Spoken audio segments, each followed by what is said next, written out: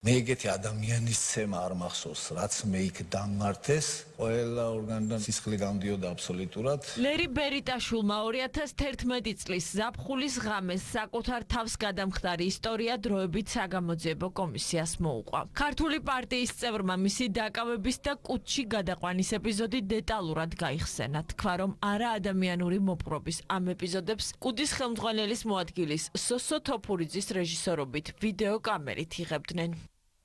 კარები შემოანგრიეს და რომ დამინახეს, რომ ფანჯარაზე ვიდექი მესროლეს.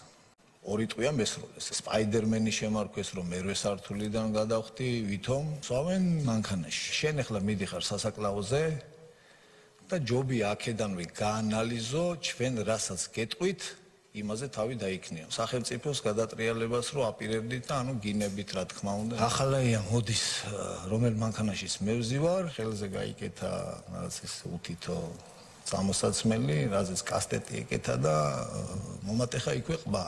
სოსო თოფურიძე დგას, კამერა იდგა, იღებდნენ ჩვენ რა ფორმით შეგვიყვანდნენ კუდის შენობაში. სოსო თოფურიძე რა შუაში იყო?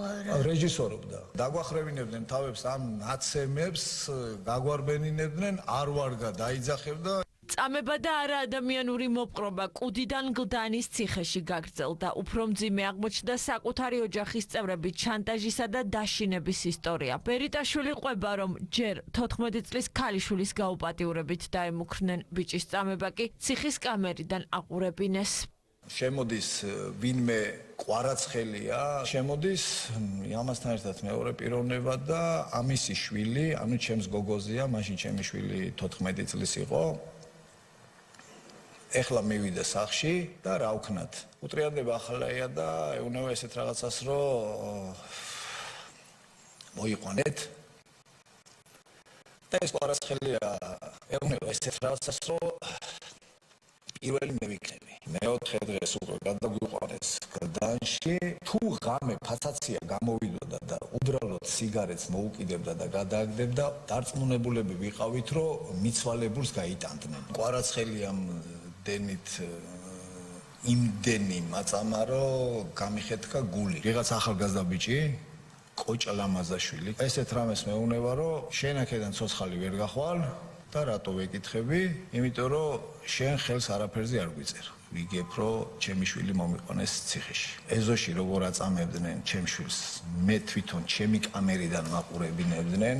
ამის შემდეგ საგამოძიებო კომისიის წინაშე ლერი ბერიტაშვილის ბიძაშვილი ბესიკ ბერიტაშვილი წარდგა. ის ქართულ პარტიაში ირაკლი ოქრუაშვილის ბრძოლად მუშაობდა. სწორედ მისგან გაირკვა თუ რატომ დაერქვა საქმეს ზილების რევოლუცია.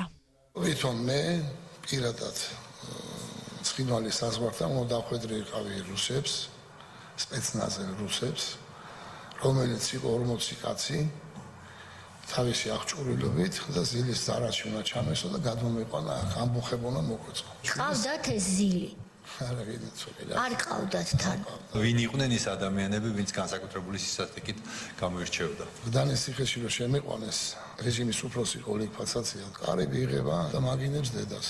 მეორე შემაგინა და დავარტყე. ან შეიძლება არ მოგამაკეთებინეს, მაგრამ დავარტყე. დაარტყით ოლეგ ფაცაციას? დიახ. და დარტყმა მასია უნდა 12-მა კაცმა. ანუ შეგაიდრო გამატარებინეს ეს სიტყვით რა და. გცემეს.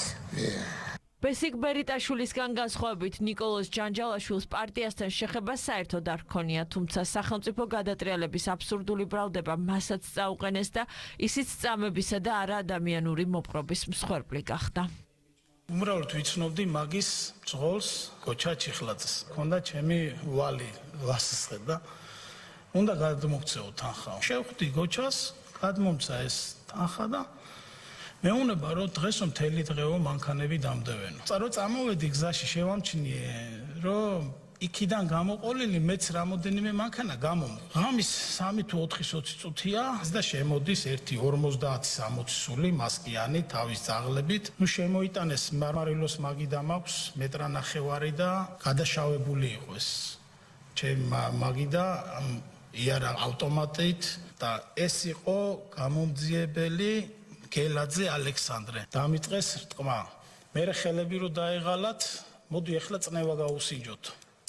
წნევის გასინჯვას ეძახდნენ დენის შეერთებას. ამ ხელიდან გადავიდნენ მეორე ხელზე, მეორე ხელიდან გადავიდნენ ოდიში და ფეხებზე და წამება რაში მდგომარეობდა გარდა ელექტროშოკით წამებისა? სემით. რითი იმის წყლის ბოთლით დაზიანება მაქვს, ხერხემალზე ორჯერ მაქვს ოპერაცია გაკეთებული, ღვიძლზე გამომყვა ციხიდან ბ-ჰეპატიტი. ცემის დროს პატიმრებს რომ ვიდეოებს უღებდნენ ამის შესახებ ლევან ტერაშვილმა ისაუბრა.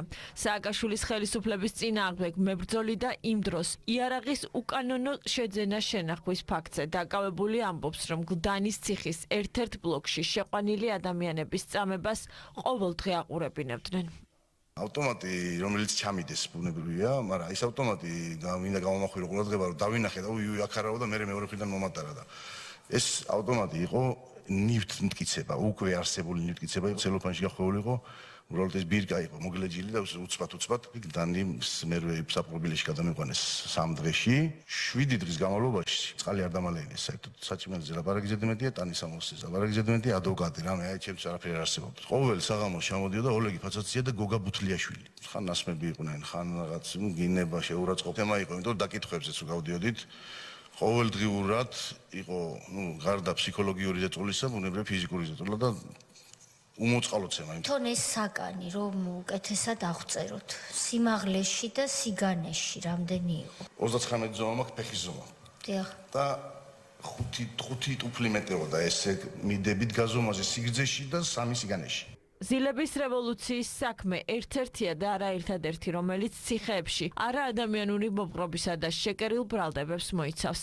საგამოძიებო კომისია მსგავსი შინაარსის ისტორიებს სავარაუდოდ მომავალ სხდომებზეც მოისმენს.